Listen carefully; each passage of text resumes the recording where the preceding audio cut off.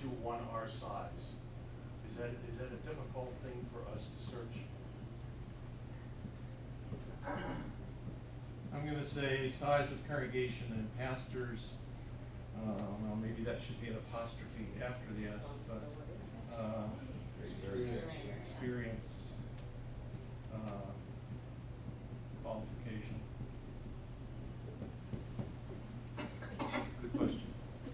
They're all good questions.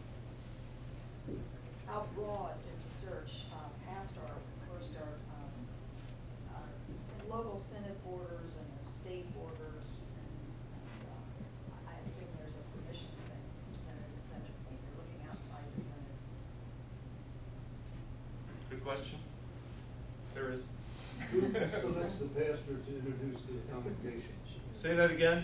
Who selects the pastor to introduce to the congregation? Or to the committee searching for a To the pastor? call committee. The call Yeah. committee. Okay. We'll talk about that. Yeah, that's a good question Okay. for next week. Can I Cliff will give cover that. An answer on it afterwards, but I am going to ask it next week. Others. And what, you know, it's not that we're going to necessarily collect them all, because it gives us a starting place, and there are other questions that are going to arise today and next week as we talk about this, but this just gives us some idea where to start, and at least to make fairly good use of the time. I would think that the call committee would search out the desires of the current administration, council, pastors, for their thoughts on what they've been here for a while. They've had a lot of experience. They know the church. They know the people. I would say that part of the first charge of the call committee would be to inquire of the existing personnel. Well, yeah, well, I don't know. I've never been on a call committee, so I don't know what it is, and he's looking for ideas. So, I would think that one should go to the local and the interim experience. What do you see the church needs? What can we use? What do we want to do? What do we want to carry forward? We have the personnel to do it. Yep. Or the pastor, he's going to be the leader. He's not going to be the one that's going down and tapping every individual in the congregation. Right. It's going to have to be an organized structure. Right. Yep. Which you already have, but. Well, we have it, so why don't we use it? Okay. Others?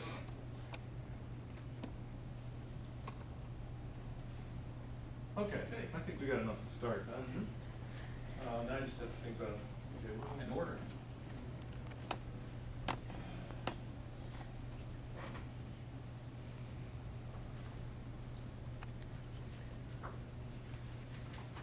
Okay.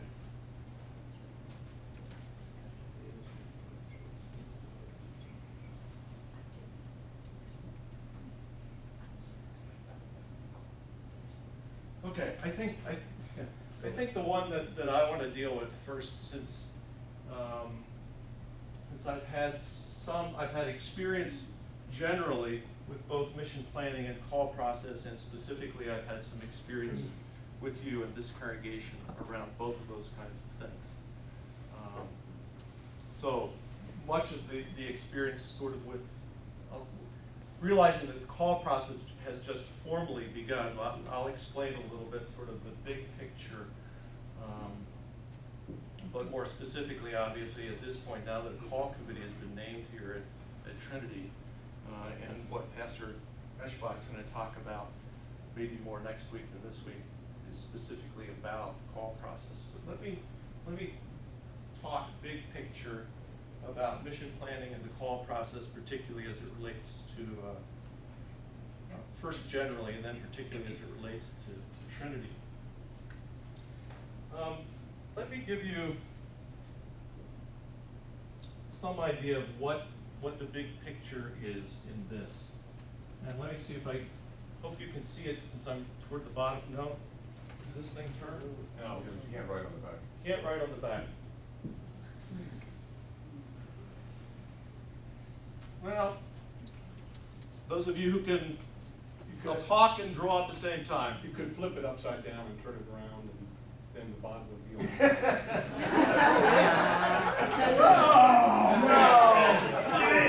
That's right. He was only kidding. He was only kidding. No, he's not Are kidding. you only kidding, Jack? Jeff. Jeff? I mean, No, I wasn't really kidding. No. No. Yeah. Take it as- But you know, this is a whiteboard too. No, can we turn it around? Yeah, but they say you can't use this side. Oh. Why not? Why not? Try it. Well, I think I'm they thought taking it- it that somebody had the technical knowledge to say that this side doesn't work. Some have a chalkboard on the back. Well, that should be should okay. The one we had here Can had we a use bullet. it? Yeah, that's okay. All right, some have a bullet for it. This is better.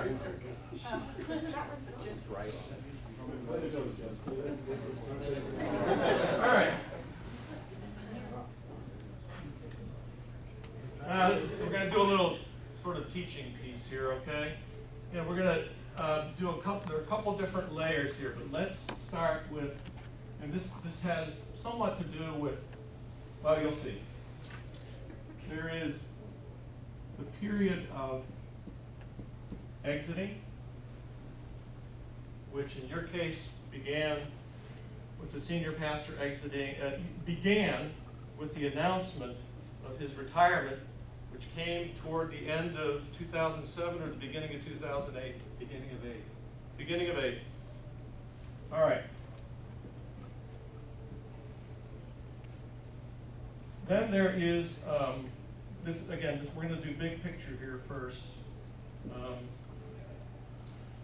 Then there's oftentimes sort of the period of developing what's called the congregational profile, but there are going to be a number of layers here, okay? Hang with me here for a bit.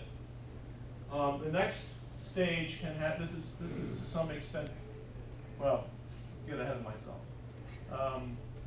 Interviewing candidates, okay? And then startup.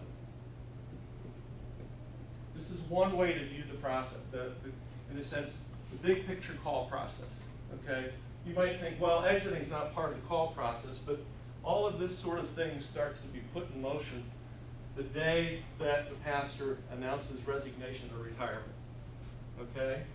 So 2 years ago, that happened, more than 2 years ago. Now, the other thing that happens here is that during this time at Trinity Camp Hill, you have the time of the senior interim pastor, right?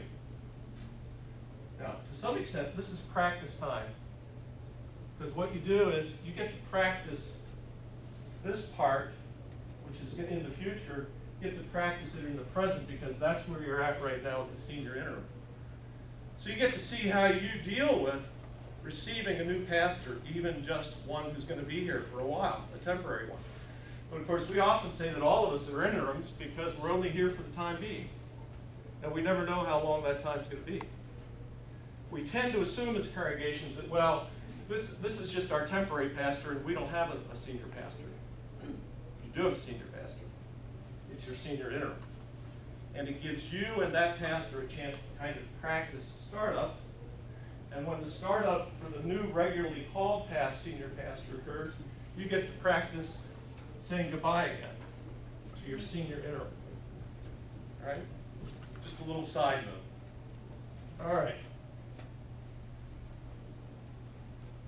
Now, most congregations,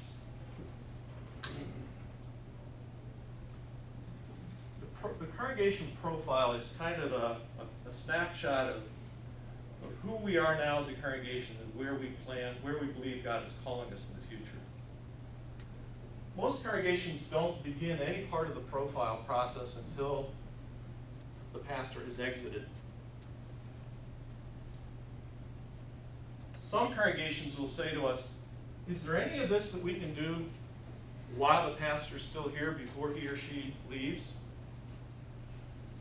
And we wish that would happen more often. We wish more congregations would ask that question. But most congregations, for a variety of reasons, none of this starts until the pastor leaves. For instance, usually there's not a 2-year period of time from the time the pastor announces that he or she's leaving until he or she leaves. So, but understandably, a congregation like yours and of your size and of your intentionality about